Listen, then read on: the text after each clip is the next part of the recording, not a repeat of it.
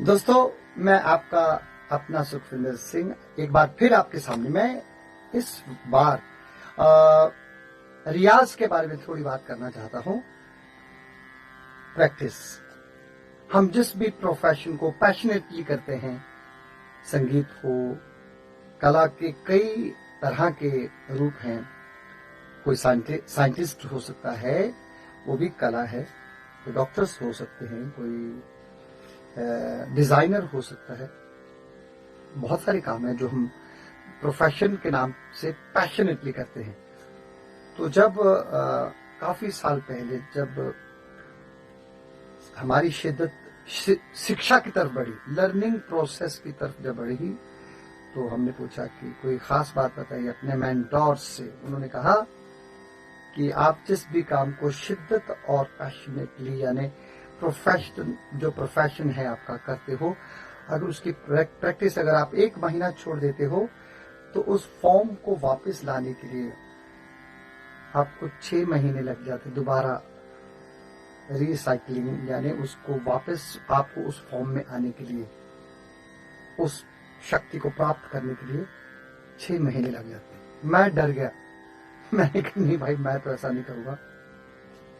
तो मैं इसलिए भी डर गया कि अगर 1 साल छूट गया प्रैक्टिस रियाज, तो 6 साल लग जाएंगे। 6 साल लग जाएंगे मुझे वो शक्ति, वो वैक्सीन दोबारा प्राप्त करने के लिए। अगर 1 साल मैंने अगर प्रैक्टिस नहीं की, तो वो power of that vaccine will be very difficult to get. 6 साल लग जाएंगे। और फिर उन्होंने बताया कि जरूरी नहीं है कि आप छोड़े और फिर दोबारा उसको प्रैक्टिस करें और आ जाएगा, वो शक्ति वापस आ जाएगी। हो सकता ना ही आए। ये तो और डरावनी बात थी। उन्होंने कहा था कि जो विद्या यानी सरस्वती माँ, उनका जो टेंडेंसी वो चंचल नहीं होता। उनका स्वभाव वो अगर दिल से, सोल से, हमारी मानसिकता से अगर निकल जाए, तो कभी मुड़ के विद्या वापस नहीं आती। तो मैंने कहा कि मैंने पर्सनली ये बात कई लोगों के साथ भी शेयर की, कई संगीत से जुड़े लोगों और भी जो दूसरे प्रोफेशन में भी हैं। तो डर गए कि यार अगर 2 साल सिर्फ टीआरपी के चक्कर में ही लगा दिए, या अपने आप को पॉपुलर करने के लिए, कुछ भी करने के लिए कुछ भी हथकंडे अपना लिए, और जब परफॉर्मेंस करने का वक्त आया तो आपको पता ही नहीं है कि कहां से ये शक्ति, कहां से ये वैक्सीन प्राप्त करनी है। वो अपने आप को उसी फॉर्म में कहां से लाना है, कहां से सुर आएगा, कौन सा ताल चल रहा है, कैसा सुर लगाना है, वो मनोरंजन ही आपके दिल से खत्म हो जाएगा। वो शिद्दत भी गायब। मतलब खुली आंखों से दिन में उजाले में भी आपको कुछ नजर नहीं आएगा। तो वो आपको उस बीमारी का इलाज ही नहीं मिलेगा। प्रैक्टिस छोड़ दी, ना सरगम निकलेगी, ना आलाप, ना मुखड़ा, ना अंतरा, ना साज सुनाई देंगे, ना साज सुर होंगे। तो ईश्वर परमात्मा अल्लाह वाहिगुरु करे आप सब तंदुरुस्त रहें, आबाद रहें, और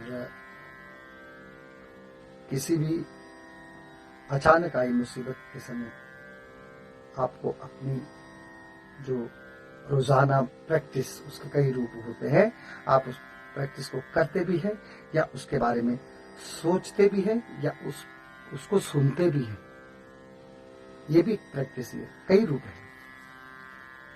जब आप जुड़े रहेंगे तो कभी भी आप पे कभी आफत आएगी, कभी गला खराब हो जाता है, कभी अचानक आपका मन नहीं होता है गाने का, तो कभी आपको पेट में दर्द है और आपका नाम अनाउंस हो चुका है स्टेज पे, तो तब आपको उसकी वैक्सीन मिल जाएगी, उसकी वो मतलब वो शक्ति मिल जाएगी।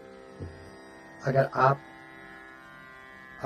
अपने प्रोफेशन, अपने पैशन को रोजाना रियाज में बदलते हैं, चाहे वो सुन के, चाहे वो उसके बारे में सोच के, लेकिन ज्यादातर वो रिमेन रहता है जब आप उसे प्रैक्टिकली प्रैक्टिस करते हैं।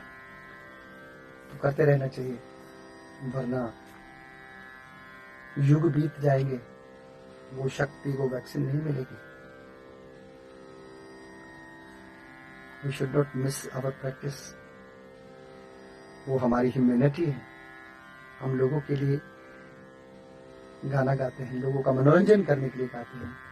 उनसे विमुख हो जाएंगे, उनकी सेवा भाव ही नहीं रहेगी, तो सुर नहीं लगने वाले, ना ऊंचे ना नीचे, ना बीच के, कुछ नहीं। फिर टीआरपी काम नहीं आएगी।